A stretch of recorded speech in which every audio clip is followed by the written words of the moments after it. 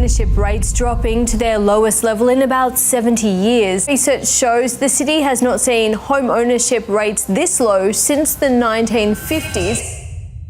The whole ethos of what Albanese government has been trying to communicate is the Australian dream is home ownership. Australians deserve to have a bricks and mortar home. Yet post-budget, it's the lowest it's been, since 1950 in terms of owner-occupier. 12% drop off, 76% increase in investor inquiries on house and land package areas. Based on everything that's happened with the policy, you would expect if the whole intention of that was to increase first home buyers, then naturally that what would happen. There's more first home buyers in the market than there was post-budget, which is factually a complete lie.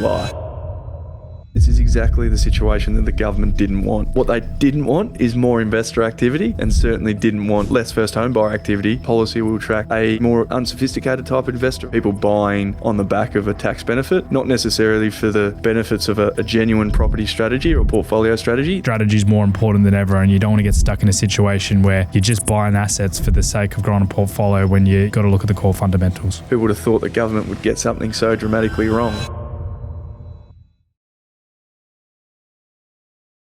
You're listening to the Follio Property Podcast. I'm Reece Beddall, and I'm here each week with my co-host, Lachlan Delahunty. Tuning in again from Sweden, Lachlan. Probably the most underdressed we've seen you in this podcast ever, but you've still got your finger on your pulse. You're still messaging me every day about the property market. Big one we've been going back and forth with over the last week was some articles we've been reading across the AFR, actually. And what I said to you was, let's actually break some of these down the podcast, because I think these are common questions every investor is asking right now. Not just investors, but the general Australian public. So bit of a different episode. Love to get everyone's feedback post this episode. Put your feedback in the comments. Would you like to see us do more of these breakdowns? Because some of these articles are pretty fascinating. Let's kick off the first one, Lockie. Investor activity in new builds is increasing as first home buyers drop off. Pretty powerful headline in terms of, what the government proposed changes was going to do to the investor market. What's your thoughts on, from what you're hearing on the ground in terms of new build activity from investors? Well, it's interesting, Reece. What we do, we track data, and Albanese come out, I think it was last week, stating that the activity of first home buyers has increased post-budget. So there's more, essentially what he was trying to say, without any data to back it up, that there's more first home buyers in the market than there was post-budget, which is factually a complete lie. Like, you've gone into the data. What's the drop of first home buyer activity post-budget? It's gone from 66.7 to 54.9. So what's that? So it's about 12% drop off. Yeah, and this is where it gets a little cheeky. Overall, in terms of participation versus owner-occupiers versus investors versus first home buyers as a percentage, has slightly increased. That's predominantly because a lot of owner-occupiers are now out of the market. So again, him trying to obviously support his decision post-budget with information that's just not correct. So that is concerning, right? This is exactly the situation that the government didn't want. What they didn't want is more investor activity, and certainly didn't want less first home buyer activity. And now we know that headline media will attract and policy will attract a probably more unsophisticated type investor, Reece. And that's, I suppose, the data that you're telling me there is a complete reflection of policy chasing. So people buying on the back of a tax benefit, not necessarily for the benefits of a genuine property strategy or portfolio strategy. They're only buying to try to, get some level of tax benefit post-budget. Looking, one of the builders that's referenced in this article, Simonds, for those playing at home, they're reporting a 76% increase in investor inquiries on house and land package areas. Does that figure surprise you? I know you kind of referenced there that it's going to bring a lot of unsophisticated investors across to the new build, but a 76% increase is big numbers. Does that surprise you? If you're serious about property, you need better inputs. PropStack is where our chief economist and research team puts everything together. Our leading investment reports, our suburb level data, and a weekly market update on what's actually moving. It's the same research our advisors work from, and you can get access now. Scan the QR code and click the link in the description. That is a huge number. To be honest, I didn't expect it to be that high. It raises another concern. The last time that the government got involved to try to stimulate construction and bring on new supply. We know what happened. That caused the greatest building boom then bust probably that we've seen in the last 20 or 30 years. So that was during COVID. When you can recall, Reece, they gave out the initial, I think, $25,000 handout for anyone that participated in a new build, and there was another opportunity to get another $20,000 after that. What that meant was there's a flight to these builders, a lot of activity in a short period of time. The builders took on more work than they could. You saw a massive cost inflation across building materials, and then we saw the largest amount of builders go out of business in a 12-month period of all time. There's so many concerns here. Like, you've got a lot of supply going into areas that don't have a lot of infrastructure. We've told people on the podcast previously, investors buying these product won't have a secondary seller, so when they choose to sell, another purchaser, unless it's an owner-occupier, won't get the same benefit that they're getting it for. So you're going to have a really small buyer pool. But the concerning thing is just going to put pressure on builders, and owner-occupiers that choose to or need to build a home to live because of affordability reasons or because of their needs for their family are now going to get priced out of the building market because you're going to see costs run up because of this investor activity. What do you see the biggest knock-on factor with this, Lachlan? So we should stipulate as well, I think a lot of the concern when we are mentioning new build is probably more in that regional or the growth corridors play. I think infill or those blue chip owner-occupied suburbs where there's new stock coming on board, we do like that from a fundamental standpoint. But yeah, talk to me through what do you see was the knock-on effect of investors entering this market? Let's just say Simonds, this 76% increase in inquiries turns out to actual applications and approvals. What's the knock-on effect we're going to see in the next couple of years? Well, 76% of that activity, if it's investor activity, at least 80 to 90, if not more, right? We could be even 95% of that activity is going to go to the outer fringes. That's going out to the greenfield estates on city borders typically, right? So, we've spoken about those areas in other podcasts, what they look like. So you're going to see an oversupply of housing in areas that lack infrastructure. So you go to and that's where I get really concerned that you're going to see price deflation, so prices coming down, building costs going up. Therefore, it probably supports fundamentals of established product because the cost of building goes up naturally because of supply and demand. But essentially, you get an oversupply of almost like ghetto areas, Reece, where there's 90% tenanted, their building quality reduces dramatically because there's so many builds. So builders are trying to take on more builds with the same amount of labour capital that they currently have. So therefore the quality reduces. So what you end up is what we've seen in different periods of times through the 2000s, where you get these really shoddy estates that become ghettos because the quality builds are poor. They're highly tenanted areas, typically 80-90% are investors, so they're mostly tenanted. And that causes issues because we know, typically those areas, an owner-occupier will typically look after their home more, take more care.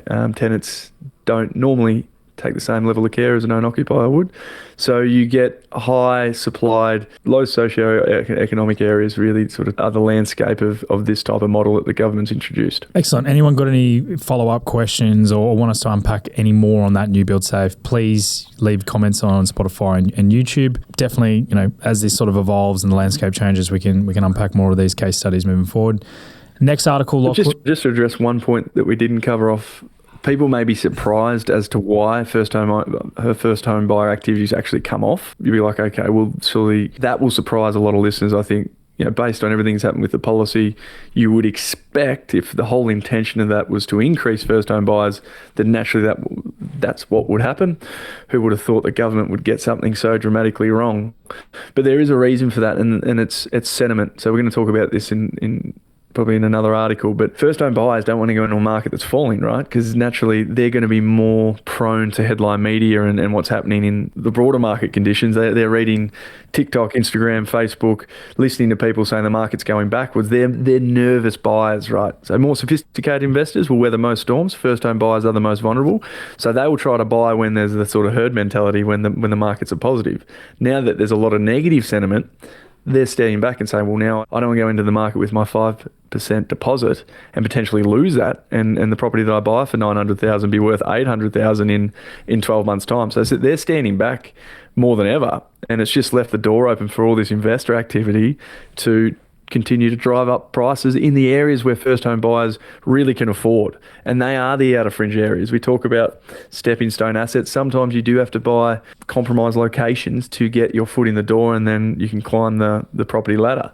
But the areas that first home buyers typically purchase are these investment belt areas. So it's the government have created a even greater problem than there was pre-budget, I believe. Lachlan, you're too quick for me, or you've done the ultimate segue, because it leads very nicely into article number 2 from Lucy Slade, which is Sydney home ownership falls to its lowest level in 1950s. So kind of backing up your point in terms of first home buyers, not wanting to get into the market due to prices falling and sentiment being low.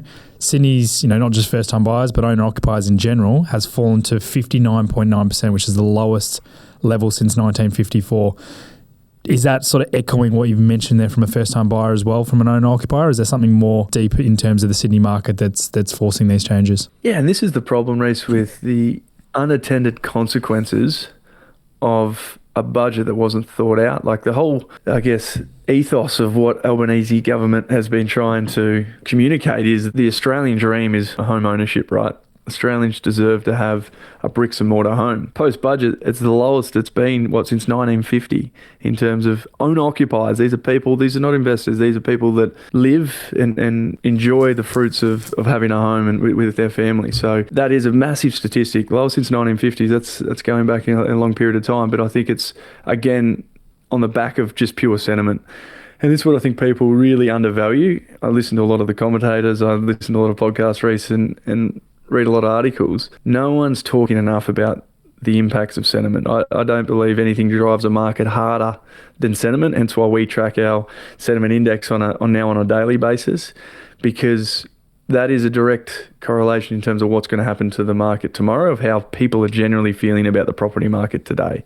And it's the lowest it's been, arguably since the 1950s. So it does echo that thought that no one wants to catch a falling knife. And at the moment, there's too much negative news. There's not enough positive news, and there's no green shoots at this point, Reece, externally, right, when you talk about headline medias. Internally, we track the data. There is a lot of green shoots, but externally, in terms of the noise out in the marketplace and the media, it is all negative, because that's what sells papers, negative news. I think that has a lot to do with what's taking place in Sydney at the moment. Well, just looking from a pure affordability factor as well, medium house price now is 1.26 mil. We do around the ground updates every week on each market, and you're looking at Melbourne, for an example, which is in a similar negative territory to Sydney, and a medium house price under 800k, which is significantly off where Sydney house prices are. Do you think we've just got to that point from an affordability ceiling now where you got a mixture of government policy, sentiment, and affordability that's putting the brakes on this market? Yeah, we were calling the Sydney market needed some level of correction or stagnation, right? It was becoming extremely unaffordable.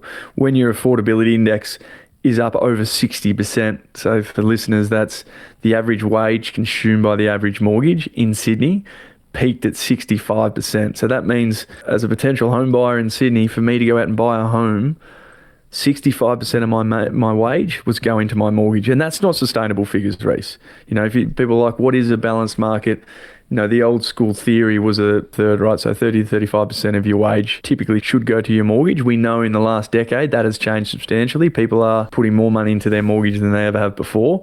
So a balanced market for Sydney probably sits around 50%, which sounds like a lot, but if you go back over the last 10 years, it's sort of high 40s to 50s where it sits, where a market can continue to increase in value, certainly at a rate that's faster than wage growth. So at 65%, it needed some level of a correction, and that is happening now. It's happening at a greater level than anyone anticipated, because you've got other headwinds, and those other headwinds has been a rise in interest rate environment, global uncertainty in terms of what's happening overseas, and probably the most controversial budget that we've seen in the modern time. So all those things happening at one time creates an environment that we're seeing at the moment, Reece. We're seeing declining house prices, Reece, at levels that we haven't seen really since 2018. Almost 1% decline per month happening in Sydney, and likely will get worse before it gets better until we get some positive news. Look, that news sounded like it was going to come from some inflation data. Now the war's kicked off again. That's probably going to prove unlikely. You spoke a lot about the construction industry getting a lot of investor activity.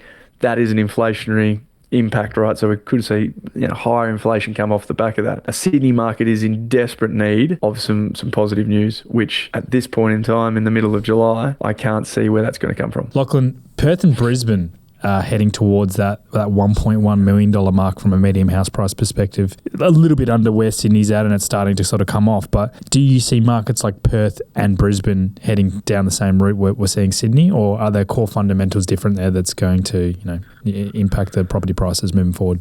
Yeah, different markets, different supply and demand fundamentals for sure. And more importantly, it comes down to wages, Reece. So that's why I'm probably a little bit more bullish on where Perth can go in comparison to Queensland or Brisbane, is because the wages in Western Australia are the highest in the country.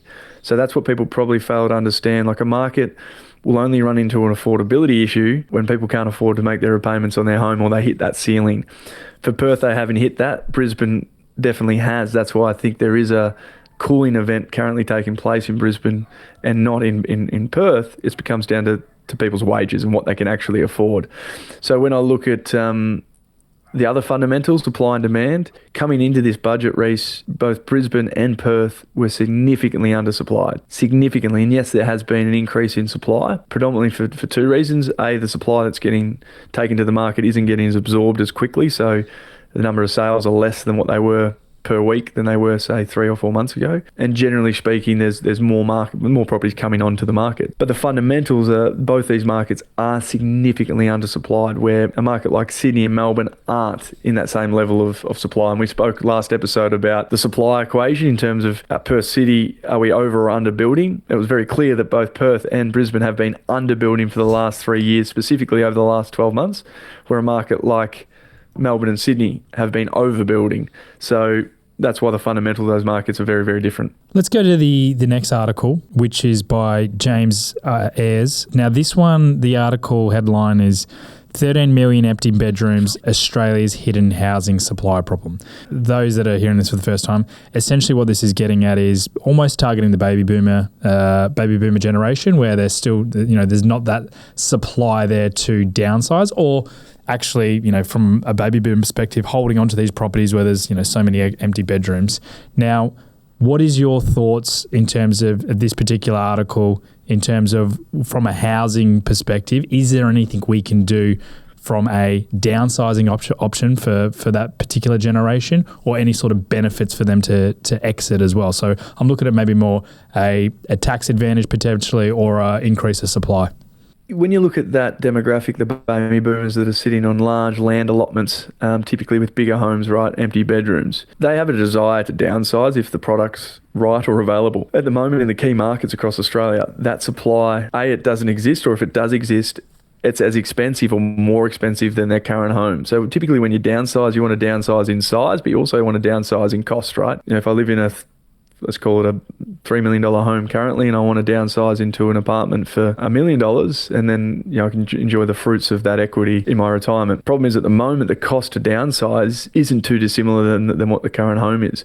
And that's because there's a lack of supply. This comes down to building costs. So I don't think there's a quick solution. I don't think we're going to see building costs come down. If anything, I don't even think we're going to see them stabilise. I think they're only going to increase. It comes down to some level of tax policy where there's a subsidy for those that are wishing to or looking to downsize, whether it's looking at some stamp duty concessions or things like that to encourage people to downsize. So I think it needs to be hit on two angles. A, some planning and approval of policy. We know that on a national level that the governments are trying to push to encourage more planning activity, and we're seeing that both in Victoria as well as Queensland and more recently New South Wales. Perth is catching up, where we're getting more density into the suburbs, particularly in a city where there's more infrastructure. So that's one way to tackle it. But I do agree there has to be some level of policy to open up those larger allotments and those family homes that are sitting mostly vacant.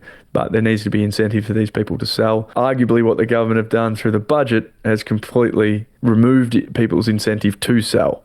And this is another problem. You've got a lot of properties out there that now may have choose to take some of those gains, capital gains and or negative gearing benefits.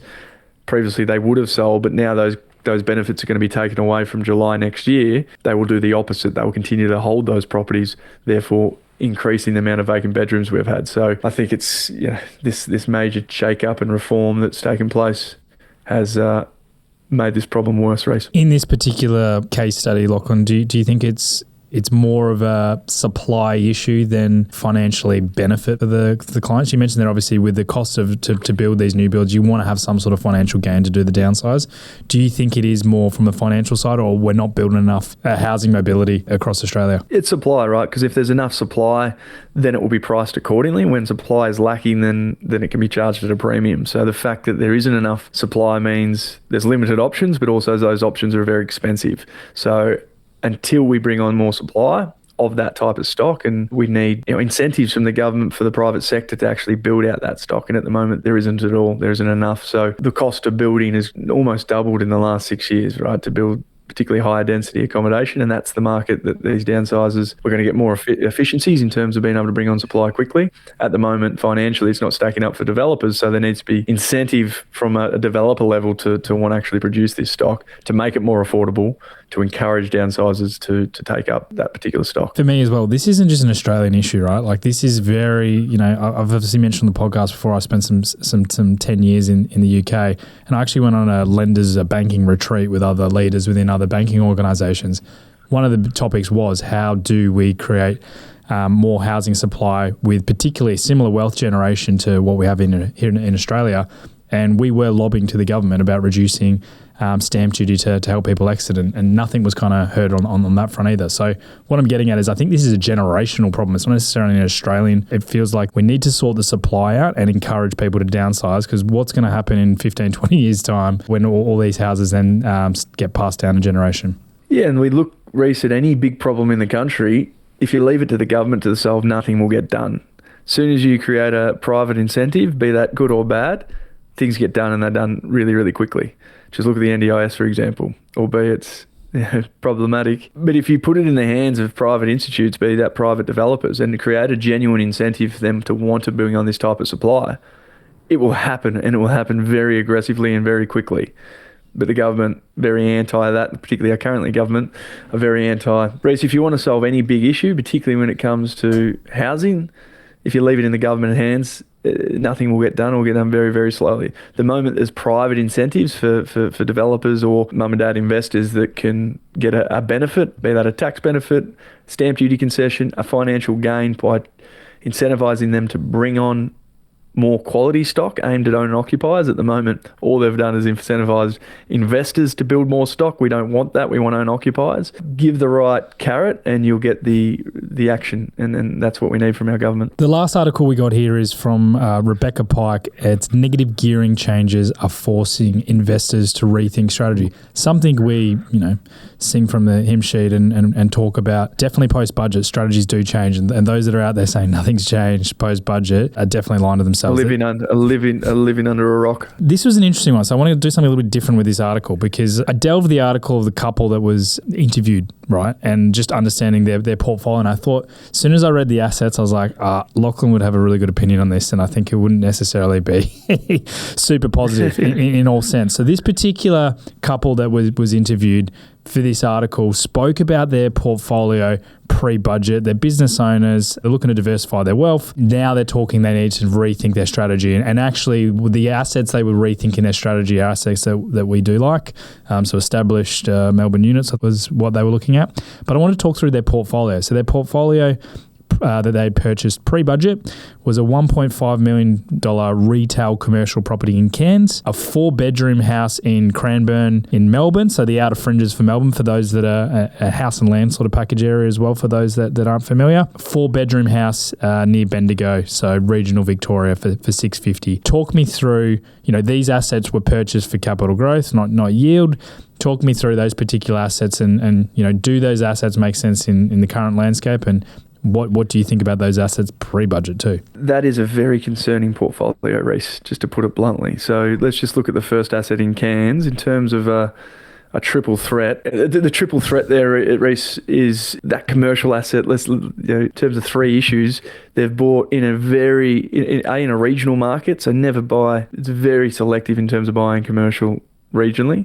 They've bought in a speculative area which is built purely around tourism. So Cairns is a highly speculative, very much a boom and bust market based on tourism, which at the moment is suffering due to the cost of living. And then third, it's retail. Retail is the most risky commercial asset fundamentally that there is in that space. So that for me, and if they've bought that for capital growth, that concerns me even more. That is purely a cash flow play.